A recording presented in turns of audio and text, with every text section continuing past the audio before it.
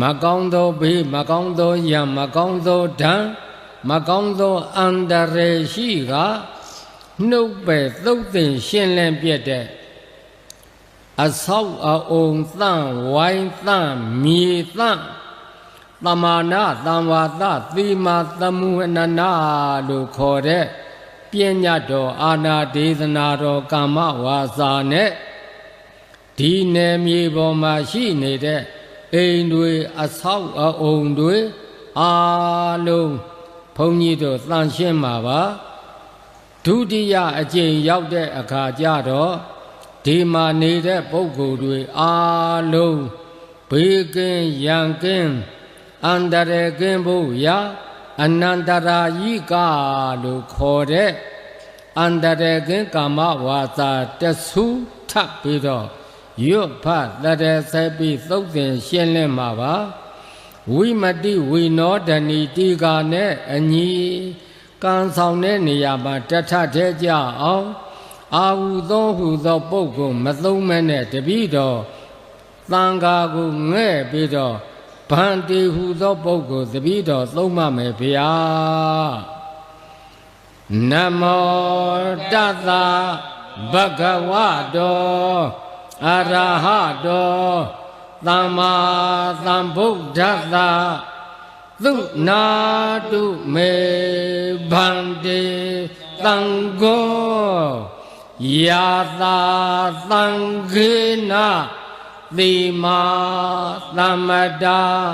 သမာနာသံဝါသာဧကုပောသေထာယတိသံဃတပတ္တကံလံသံဃောတံတိမံသမုဟနေယသမာနာသံဝါသံဧကုပောသေထံဧတာညတိသုနာတုမေဗန္တိသံဃော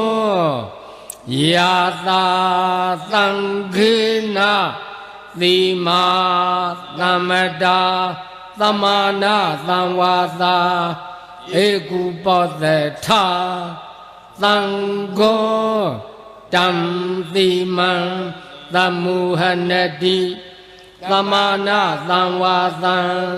ဧကုပောသေထံယတာယသမတောခမတိ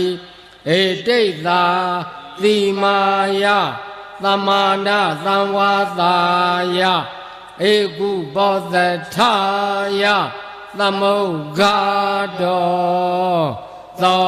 တုံနှသာယတာနေခမတိသောဘာသေယသမုဟတာသာတိမာသံဃေနသမာနာသံဝါသာဧကုပောသေထာခမတိသံဃတတသမတုန်နိဧဝမေတံဓာရယာမိသာဓုသာဓုသာဓုအဲ့ဒီကမ္မဝါကသမာနာသံဝါသဆိုတာသမာနာအတူတူသံဝါသနေထိုင်ရတဲ့နေရာမှာ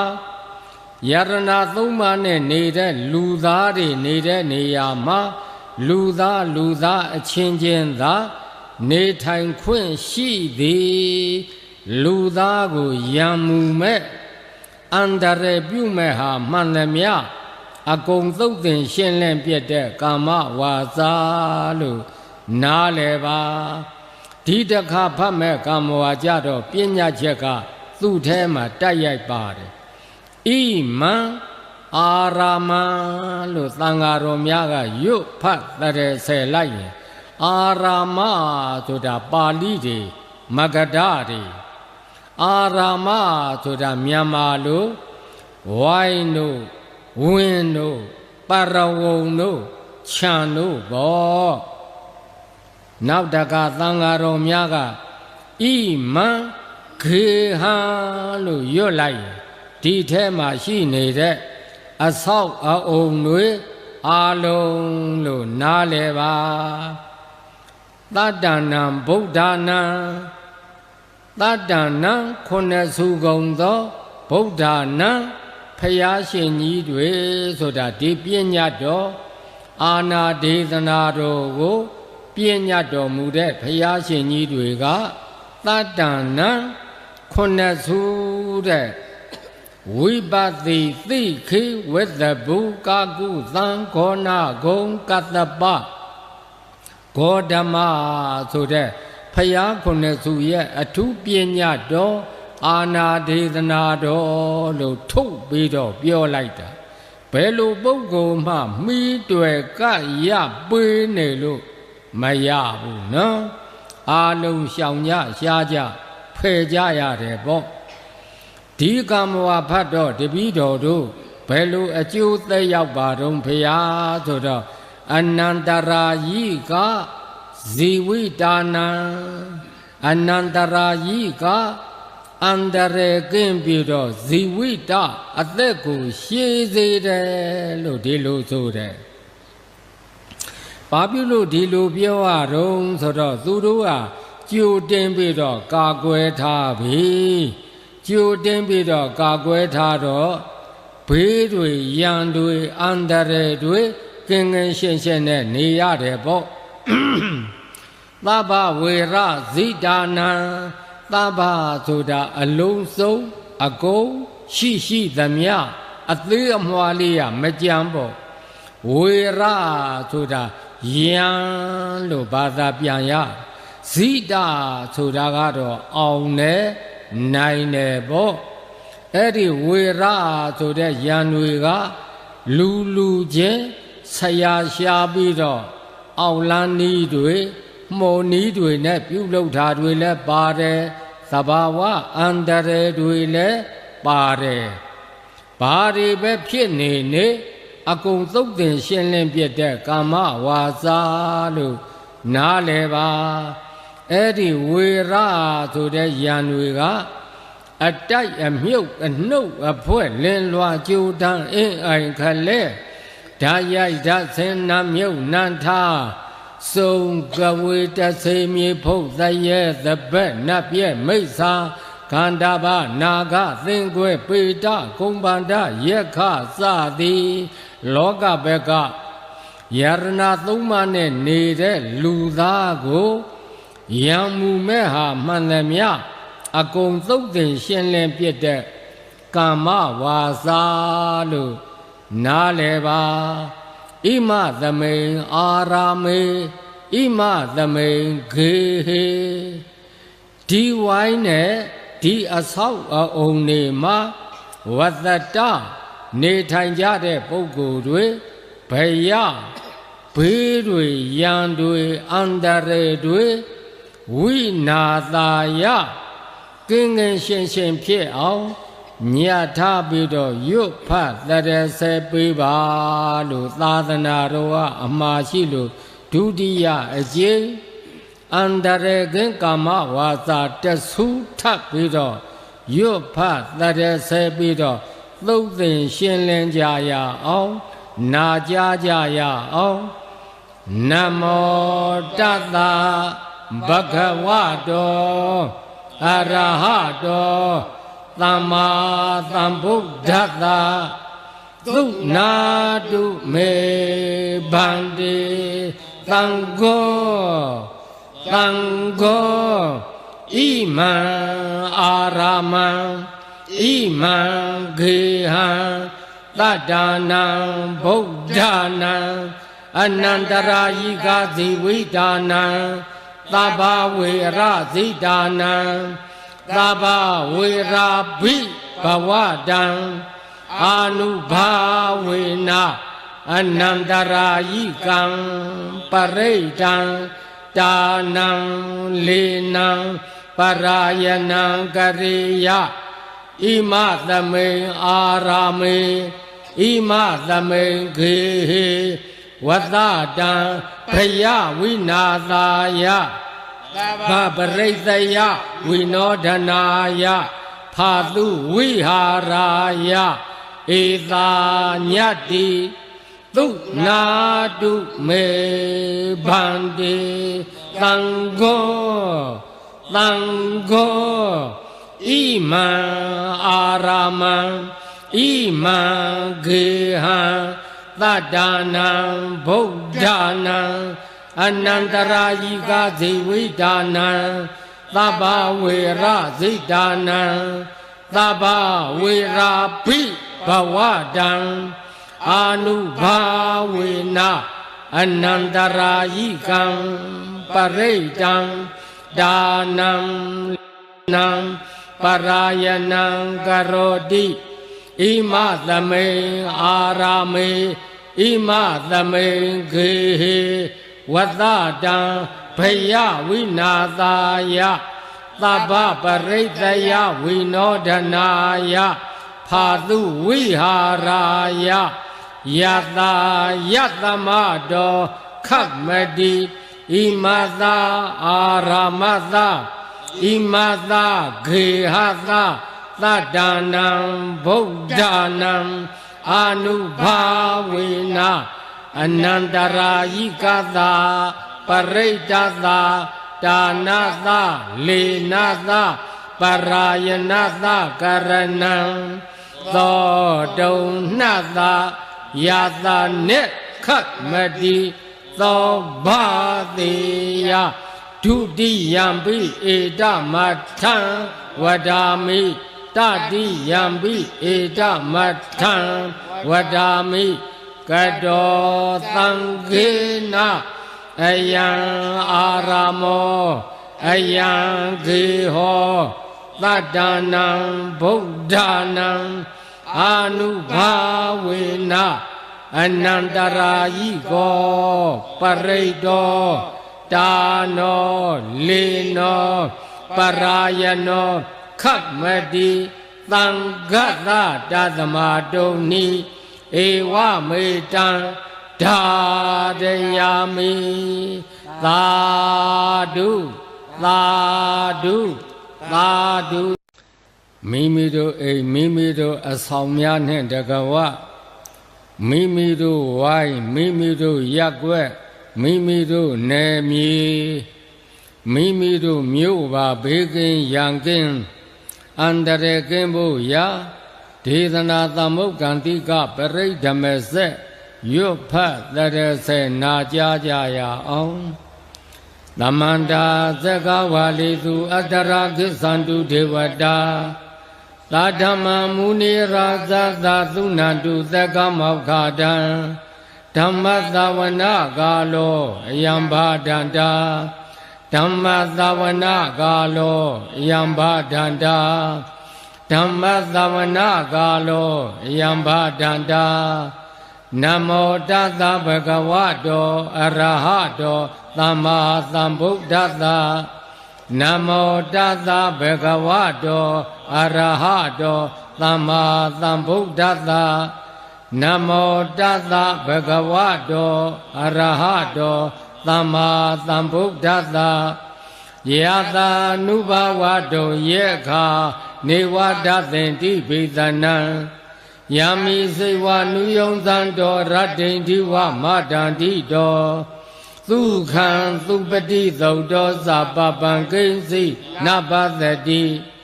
ဧဝမာတိဂုဏုပေတံပရိတံတံပနာမဟေ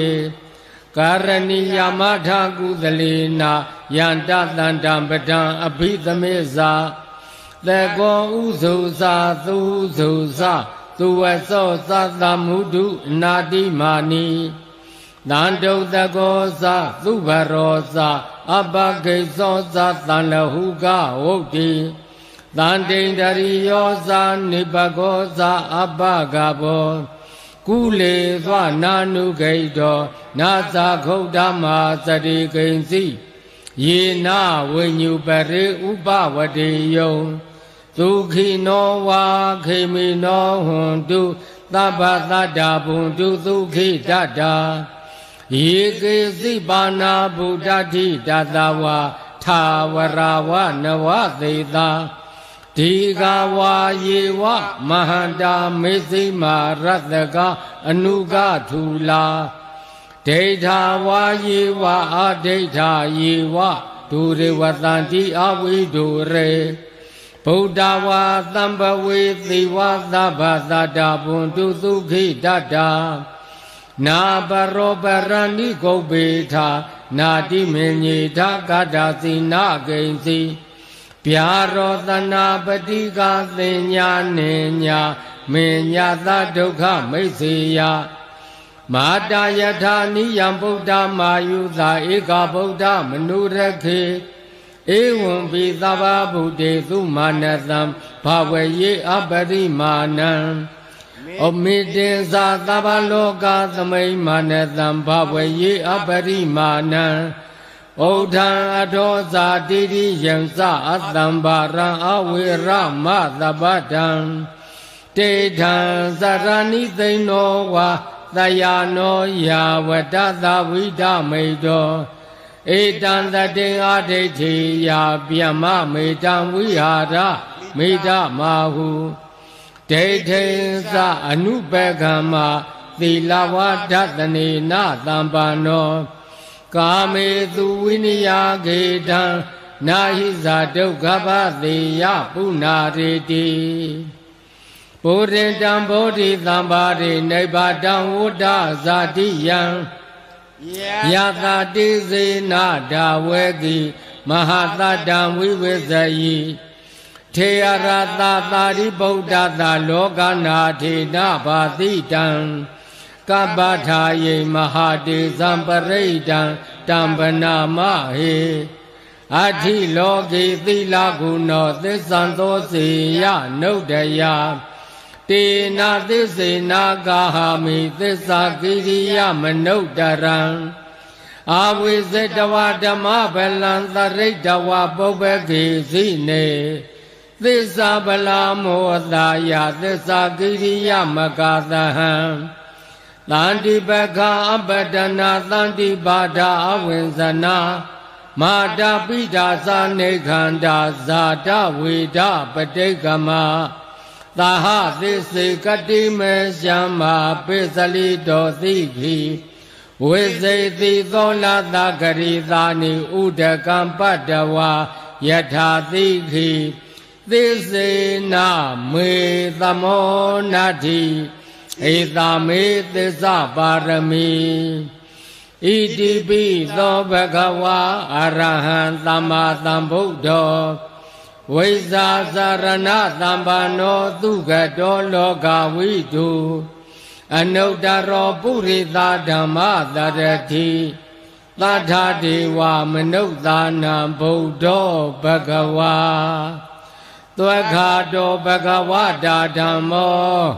သန္ဒိဋ္ဌိကောအကာလိကောဧဟိပတိကောဩပနေယိကော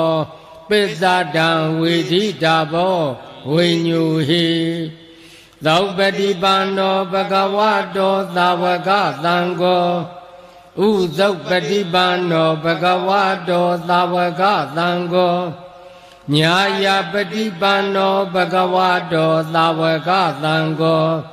သာမိစိတ်ပတိပန္နောဘဂဝတောသာဝကသံဃောယတိတံသတ္တာရိပုရိသယုဂာနိအထာပုရိသပုဂ္ဂလာဧသဘဂဝတောသာဝကသံဃောအာဟုနေယောပါဟုနေယောဒေခိနေယောအင်ဇလိကာရဏီယောအနုတ္တရံပုညခေတံလောကသာဧဝံဗုဒ္ဓံသတ္တံဓမ္မံသံဃေသဘိက္ခဝောဘယံဝါသံဘိတတံဝါလောမဟံသောနာဟိတတိယန္တုန်နိမိတံအဝမင်္ဂလင်္စယောသမနာဘောတကုဏသသတ္တောပပေကဟောဒုက္ခုပိနာအကန္တံဗုဒ္ဓ ानु ဘာဝေနဝိနာသမေတုယန္တုန်နိမိတံအဝမင်္ဂလင်္စယောသမနာဘောတကုဏသသတ္တောပပေကဟောဒုက္ခုပိနာအကန္တံဓမ္မာနုဘာဝေနဝိနာသမေတု ယံတုန်နိမိတံဝမင်္ဂလင်သာယောသမနာဘောတကုဏသသတောပါပေကဟောဒုတုပိနာအကန္တံသံဃာနုဘာဝေနဝိနာသမင်တုဘဝတုသဗ္ဗမင်္ဂလံရက္ခန္တုသဗ္ဗဒေဝတာသဗ္ဗဗုဒ္ဓ ानु ဘာဝေနာသတ္တသုခိဘဝန္တုတေဘဝတုသဗ္ဗမင်္ဂလံရက္ခန္တုသဗ္ဗဒေဝတာသဗ္ဗဓမ္မာ ानु ဘာဝေနာသတ္တသုခိဘဝန္တုတေဘဝတုသဗ္ဗမင်္ဂလံရက္ခန္တုသဗ္ဗဒေဝတာသဗ္ဗသံဃာ ानु ဘာဝေနာသတ္တသုခိဘဝန္တုတေဂုတ္တရာအိဋ္ဌမင်္ဂလာပေါင်းသည်တေတုံမာကံသင်္အန္တရကင်းလူသူပရိသတ်တစုတို့အားသဗ္ဗရာနေယောညမအခါခသိဘဝတုတဏိတခြားအကျိုးများဖို့တိုးပွားဖြစ်ထွန်းပါစေသဗ္ဗဒေဝတာအလုံးစုံအရာရာနတ်ထဲနတ်ဖြစ်ကြကုန်သောသမာဓိသမာဓိဝါနတ်မြတ်နတ်ကောင်းနတ်အပေါင်းတို့သည်ဝါသဗ္ဗဒေဝတာကိုယ်ဆောင်နာအိမ်ဆောင်နာအယံဆောင်နာဘုံမဆုယုတ်ခသုအာကာသဆုသတ္တုလောကပါလာသကြာဗျမများစွာသောနတ်ဗျမအပေါင်းတို့သည်တေတုံမာကံယရဏသုံးစုံမြတ်တရဏဂုံနဲ့နေကြတဲ့သင်ဗုဒ္ဓဤသာတော်သမီးတော်တို့အားသဗ္ဗရာနေယောညင်မအခါခသိရက္ခန္တုကောင်းစွာမသွေဆောင်နိုင်ကြပါစေကုန်သတည်းသဗ္ဗဗုဒ္ဓ ानु ဘာဝေနာလေးသင်္ချေနဲ့ကဘာတသိရှစ်သင်္ချေနဲ့ကဘာတသိ16သင်္ချေနဲ့ကဘာတသိတွေ့ကိန်းပြည်ထာလုံလကြီးစွာဒါနာပါရမီသီလပါရမီနိခမပါရမီပညာပါရမီဝိရိယပါရမီခန္တီပါရမီသစ္စာပါရမီအဋိဋ္ဌံပါရမီမေတ္တာပါရမီဥပေက္ခပါရမီဒီဟုသော10ပါးသောပါရမီတော်တို့ကိုအယုတ်အလအမြာအားဖြင့်ဖြည့်ကျင့်တော်မူပြီး၍ပညာတိကသတ္တာတိကဝရိယာတိကအမိယပြေလျင်ခင်္ဃသဲလုံးနှင့်အမြာပွင့်တော်မူ၍ပရိနိဗ္ဗာန်စံယူတော်မူကြကုန်ပြီးသောဖယားရှင်ကိုယ်တော်မြတ်ကြီးတို့ဤတကုတေဇောမေတ္တာတော်အာနုဘောတော်ကြောင့်၎င်းသဗ္ဗဓမ္မာနုဘာဝေနာအလုံးစုံသောမတရားဖို့တရားနိဗ္ဗာန်တရားတော်မြတ်ကိုရစေတတ်သောတရားတော်မြတ်သည်ကဝိမု ക്തി ယတာအပြင်တပါဓမ္မဝိနည်းအပြင်2ရပိဋကအပြင်3သွဲနိကေအပြင်5ပြာအင်္ဂါအပြင်9တန်ဓမ္မခန္ဓာအပြင်84,000ကျမ်းကုန်အောင်တို့ဤတကုတေဇောအာနုဘောတော်ကြောင့်၎င်းသဗ္ဗသံဃာနုဘာဝေနာမဲ့၌တည်သောပုဂ္ဂိုလ်4ပါးဖို့၌တည်သောပုဂ္ဂိုလ်4ပါးဤ8ပါးသောပရမတ္ထသံဃာတော်အရှင်သာရိပုတ္တရာအရှင်မောက္ခလံဧကသာဝကမဟာသာဝကအတိတိ8ကျိတ်ကုန်သောယဟန္တာအရှင်မြတ်ကြီးတို့ဤတကုတေဇောမေတ္တာတော်အာနုဘောတော်ကြောင့်၎င်းဝါသဗ္ဗသံဃာနုဘာဝေနာလေးစိပေသလာသိက္ခာကာမသီလဝန္တာကုဏဝန္တာပညာဝန္တာဂရုဂါရဝဖြစ်တော်မူကြကုန်သော အရိယာနွယ်ဝင်းသမုဒိထေအရှင်တို့ဤတကုရှိန်စောမေတ္တာတော်အာနုဘော်တော်ကြောင့်၎င်းဣဇတိကဘာယီယေကိုတွင်ကိုပအိမ်တွင်အိမ်ပဝိုင်းတွင်ဝိုင်းပရက်ွက်တွင်ရက်ွက်ပမြို့တွင်မြို့ပတတွင်တပနထာနာ၌ဇာတာပုဒ္ဓဖြစ်စေဖြစ်လက်တံကုန်သောသနုတိရောဂါသအနာမျိုး96ပါးတို့သည်၎င်းဒေါတိန်သာကာမကရဏာသ32ပါးသောကံကြမ္မာတို့သည်၎င်းပင်စဝိသတိဗယာသ25ပါးသောဘေတို့သည်၎င်းသောလတဥပဒဝါစာ16ပါးသောဥပဒဝါတို့သည်၎င်းပင်စဝေဒီစ5ပါးသောယံတို့သည်၎င်းဒသဒန္တာစ10ပါးသောဒံတို့သည်၎င်းအထဒေါသစ8ပါးသောအပြစ်တို့သည်၎င်းနာနာဘယေဟိဝါအထူးထူးသောဘေးတို့မှ၎င်းတိနိကပါနိစာ3ပါးသောကတ်တို့မှ၎င်းသဗ္ဗအန္တရာယောဇာခသိမ့်သောအန္တရေတို့သည်၎င်းဝိနာသံပြောက်ပြဲ့ခြင်းသို့အင်တုပါပုဏ္ဏတုရောက်စေကုန်သတည်း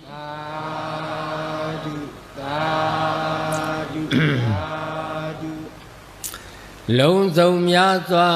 တတ္တဝါချမ်းသာကိုယ်စိတ်မြဲပါစေဥပါယံဘေးကင်းစင်ဝေးငြိမ်းအေးကြပါစေကြောက်တမကြောက်တ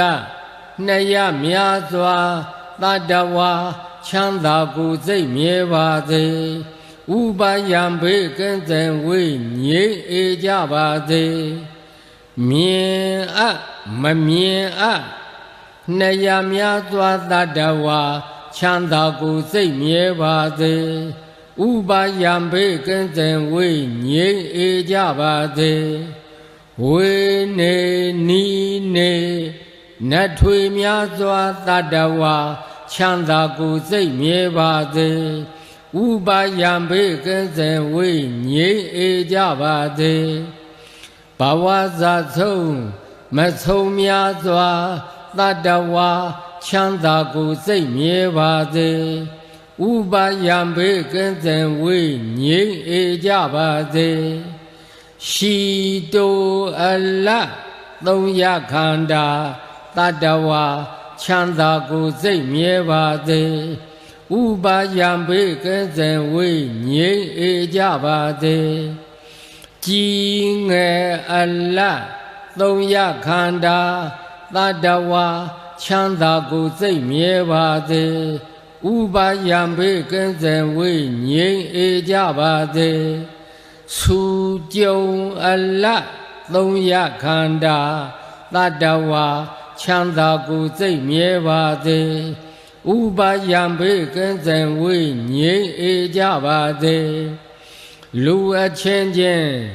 လှည့်ပတ်ခြင်းကင်းရှင်ကြပါစေအထင်သေးခြင်းအချင်းချင်းကင်းရှင်ကြပါစေဆင်းရဲလူခြင်းအချင်းချင်းကင်းရှင်ကြပါစေယသမိန်တိဝတိအကျဉ်နေ၌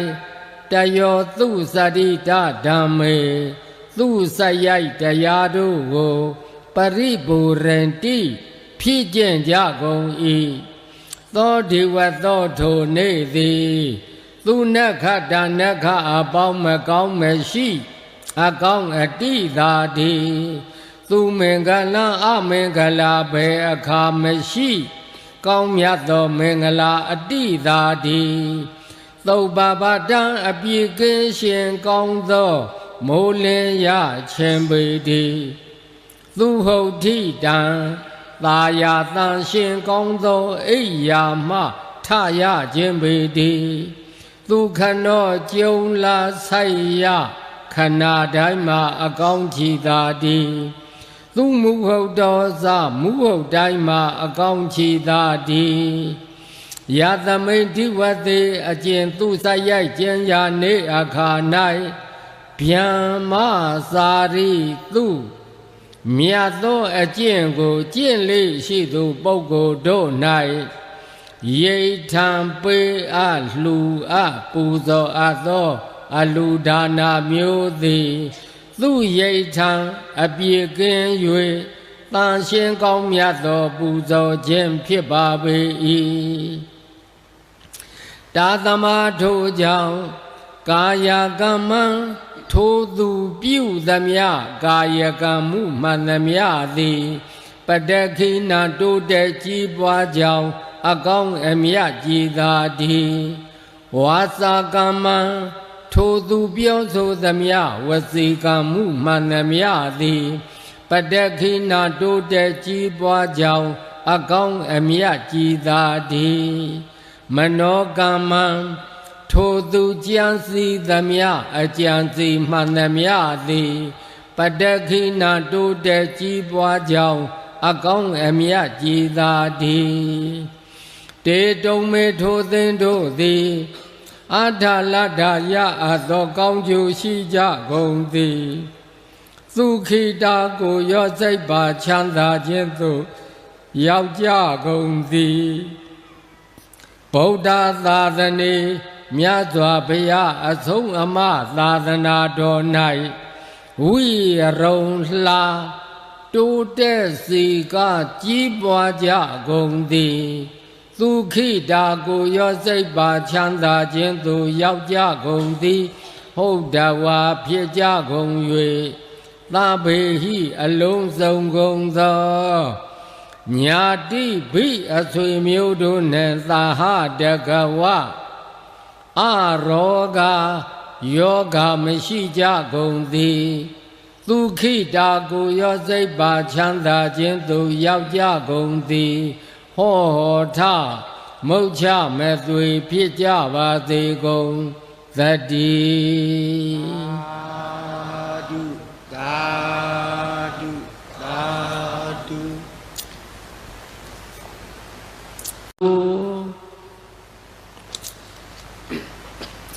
ယနေ့ဘုန်းကြီးတို့တနယ်မြေနဲ့တကဝမိမိတို့မြို့မိမိတို့နယ်ပယ်ပါဘေးကင်းရန်ကင်းအန္တရာယ်ကင်းဖို့ရာဒေသနာသမုတ်ကံတိကပရိဓမ္မဆက်လည်းရွတ်ဖတ်တရဆေပြီးပြီ။အိုးသိကြောင်းဝါသံမြေစသည်၌လူသားကိုအန္တရာယ်ဖြစ်စေတတ်တဲ့အကြောင်းချင်းရလက္ခဏာတစ်ခုခု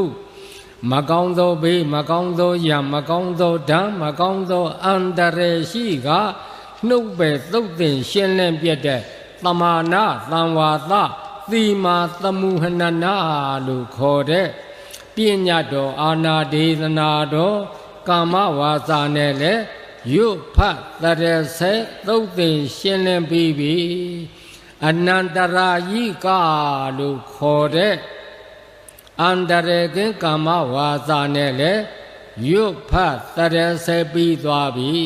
အဲ့ဒီတော့ခမည်းတော်ဒီနယ်မြေကဧရိယာကျဉ်းကျဉ်းလေးပါ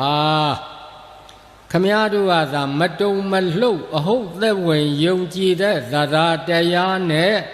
အလုံးလုံးမဲ့ဆိုရင်ဒီပညာတော်တွေအာနာဒေသနာတော်တွေဆိုတာ2,400,000အထုရှိတဲ့မဟာဖတိဝေမြေကြီးကိုထုတ်ချင်းခအောင်အာနာတွေပြန့်နှံ့သွားတယ်ဆိုရင်ဘုန်းကြီးတို့တကားများရဲ့ဧရိယာကကျဉ်းကျဉ်းလေးပါအကုန်လုံးဘေးကင်းတယ်ရန်ကင်းတယ်အန္တရာယ်ကင်းတယ်လို့နားလည်ပါ